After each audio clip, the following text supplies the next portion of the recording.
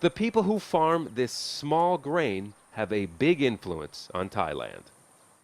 Before the coup, rice farmers like Puanpet Kamwangsa were an important support base for the government. Its guaranteed price of rice was designed to lock in that support.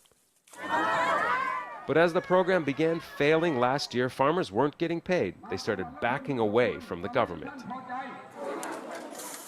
When the military took over, it recognized farmers' political influence and made paying them a top priority. Money started flowing just 4 days after the coup.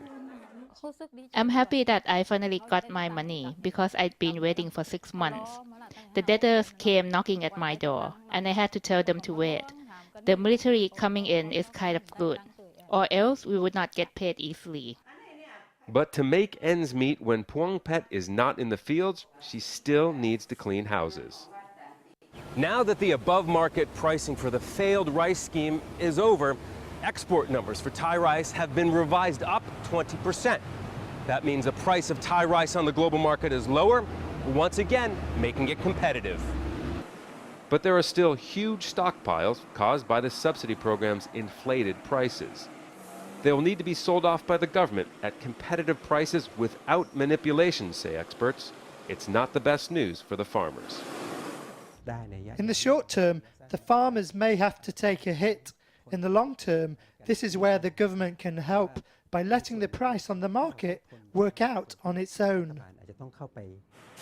And while it does that, Kamoon believes Thailand can return to its spot as the top rice exporter in the world. It slid to number 2. But for now, even with some money in hand, Puangpet is still worried. She says that with the lower prices, she can't afford to run her farm. But even if it gets really bad, she'll still work the land. I will not quit rice farming. If the price is really low, I will just grow rice for my family to eat and sell the surplus for investment in the next crop. But how much that next crop will pay her will be driven more by the market and less by politics. Scott Heidler, Al Jazeera, Chiang Mai, Thailand.